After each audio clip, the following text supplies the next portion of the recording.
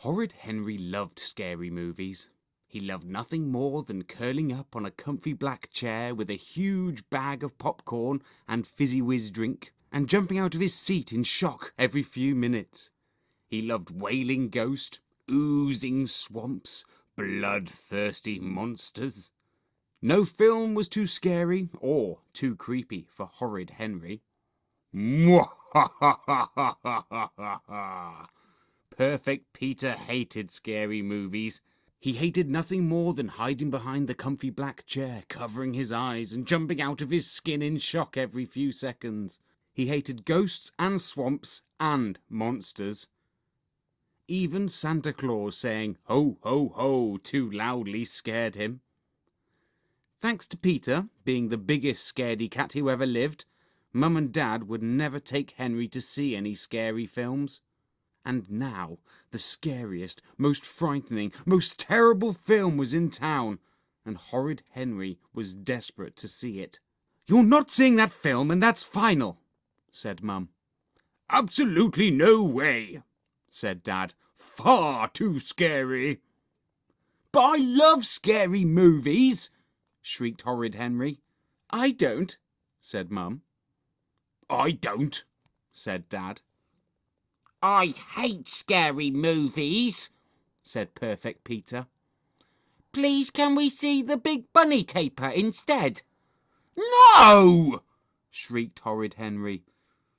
"Stop shouting, Henry," said Mum. "But everyone's seen the vampire zombie werewolf," moaned Horrid Henry. "Everyone but me." Moody Margaret had seen it and said it was the best horror film ever. Fiery Fiona had seen it 3 times. "And I'm seeing it 3 more times," she squealed. Rude Ralph ran screaming from the cinema. "Ah!" Horrid Henry thought he would explode. He wanted to see the vampire zombie werewolf so much. But no. The film came and went, and Horrid Henry wailed and gnashed. So he couldn't believe his luck when Rude Ralph came in one day at playtime saying, "I've got the zombie vampire werewolf film on DVD. Want to come over and watch it after school?" Did he ever? Horrid Henry squeezed onto the sofa between Rude Ralph and Brainy Brian. Dizzy Dave sat on the floor next to Jolly Josh and Aerobic Al. Anxious Andrew sat on the chair. He'd already covered his face with his hands. Even Moody Margaret and Sour Susan were there, squabbling over who got to sit on the armchair and who had to sit on the floor. "Okay, everyone, this is it," said Rude Ralph. "The scariest film ever. Are we ready?" "Yeah!" Horrid Henry gripped the sofa as eerie piano music started. There was a deep, dark forest. "I'm scared," wailed anxious Andrew. "Nothing's happened yet," said Horrid Henry. A boy and a girl ran through the shivery, shadowy trees. "Is it okay to look?" gasped anxious Andrew. "Shh!" said Moody Margaret. "You shh!" said Horrid Henry. "Mwahahahaha!" bellowed Dizzy Dave. "I'm scared!" shrieked anxious Andrew. "Shut up!" shouted Rude Ralph. The pale girl stopped running and turned to the bandaged boy. "I can't kiss you, or I'll turn into a zombie," sulked the girl. "I can't kiss you, or I'll turn into a vampire," scowled the boy. "But our love is strong," wailed the vampire girl and the zombie boy. "Not as strong as me! Oh!" howled the werewolf, leaping out from behind a tree stump. "Ah!" shrieked anxious Andrew. "Shut up!" shouted Henry and Ruth. "Leave her alone, you walking bandage," said the werewolf. "Leave him alone, you smelly furball," said the vampire. "This isn't scary," said Horrid Henry. "Shh!" said Margaret. "Go away!" shouted the zombie. "You go away, you big meanie!" snarled the werewolf. Don't you know that 2 is company and 3 is a crowd? Hissed the vampire. I challenge you both to an arm wrestling contest, howled the werewolf. The winner gets to keep the arms. Or in your case, the paws, sniffed the vampire. This is the worst film I've ever seen, said Horrid Henry. Shut up, Henry, said Margaret. We're trying to watch, said Susan. Ralph, I thought you said this was a really scary film, hissed Henry. Have you actually seen it before? Rude Ralph looked at the floor. No, admitted Ralph, but everyone said they'd seen it and I didn't want to be left out. Margaret's a big fat liar too, said Susan. She's never saw it either. Shut up, Susan, shrieked Margaret. Oh! howled the werewolf. Horrid Henry was disgusted.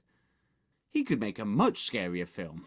In fact, what was stopping him? Who better to make the scariest film of all time than Henry? How hard could it be to make a film? You just point a camera and yell, action! Then he'd be rich, rich, rich. He'd need a spare house just to stash all his cash.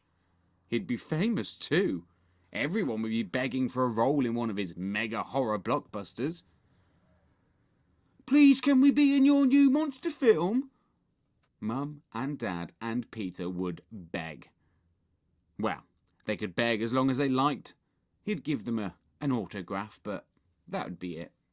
Henry could see the poster now. Horrid Henry Productions presents The Undead Demon Monster Who Would Not Die, starring Henry as the monster. Written film directed by Henry. I could make a really scary film, said Henry. Not as scary as the one I could make, said Margaret. Ha! said Henry. Your scary film wouldn't scare a toddler. Ha! said Margaret. Your scary film would make a baby laugh. Oh, yeah? said Henry. Yeah, said Margaret. Well, we'll just see about that, said Henry. Horrid Henry walked around the garden, clutching Mum's camcorder. He could turn the garden into a swamp, flood a few flower beds, rip up the lawn, throw a few buckets of mud at the windows, as the monster squelched his monstrous way through the undergrowth, growling, devouring, biting, and... Henry, can I be in your movie? said Peter. No, said Henry. I'm making a scary monster film. No nappy babies. I'm not a nappy baby, said Henry. R2? I'm not. Mum, Henry won't let me be in his film.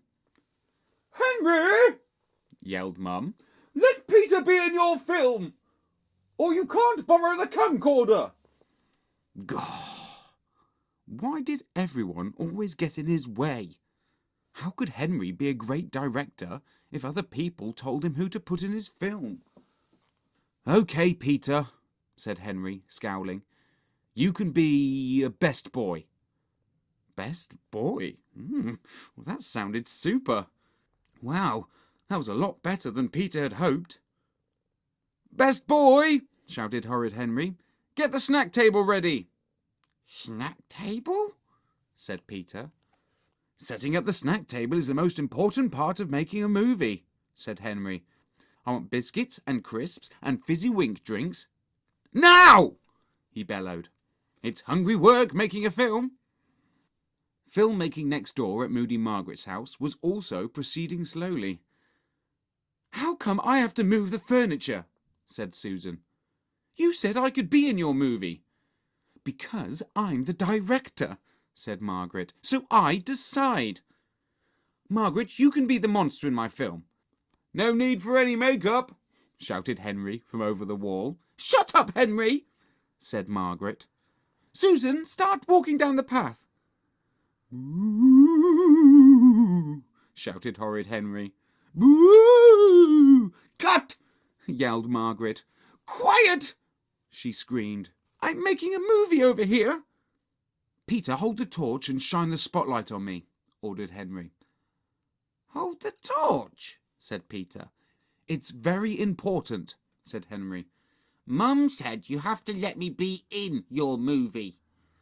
said Peter, "or I'm telling on you." Horrid Henry glared at Perfect Peter. Perfect Peter glared at Horrid Henry. "Mum!" screamed Peter. "Okay, you can be in the movie," said Henry. "Stop being horrid, Henry!" shouted Mum, "or you'll hand back that camera instantly." "I'm not being horrible! That's in the movie!" lied Henry. Perfect Peter opened his mouth and then closed it. "So, what's my part?" said Peter. Perfect Peter stood on the bench in the front garden. "Now, say your line. 'I am too horrible to live,' and jump off the bench into the crocodile-filled moat where you'll be eaten alive and drown," said Henry. "I don't want to say that," said Peter. Horrid Henry lowered the camera. "Do you want to be in my film or don't you?" he hissed. "I'm too horrible to live," muttered Peter. "Louder!" said Henry. "I'm too horrible to live," said Peter, a fraction louder. "And as you drown, scream out, 'And I have smelly pants,'" said Henry. "What?" said Peter. thought Horrid Henry. "But how come you get to play all the other parts and dance and sing? All I get to do is walk about going, 'Ooh,'" said Susan sourly in the next door's garden. "Because it's my movie," said Margaret. Keep it down, we're filming here," said Henry. "Now, Peter, you are walking down the garden path into the street." "I thought I just drowned," said Peter. Henry rolled his eyes. "No, dummy, this is a horror film. You rose from the dead and now you're walking down the path singing this song just before the hairy scary monster leaps out of the bushes and rips you to shreds.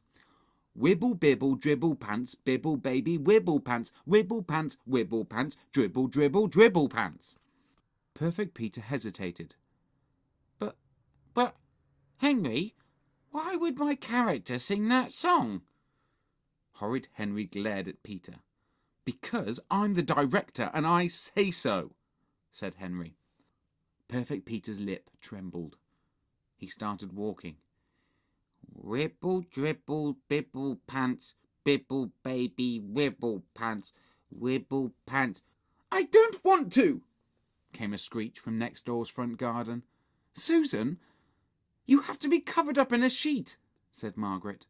"But no one will see my face and know it's me," said Susan.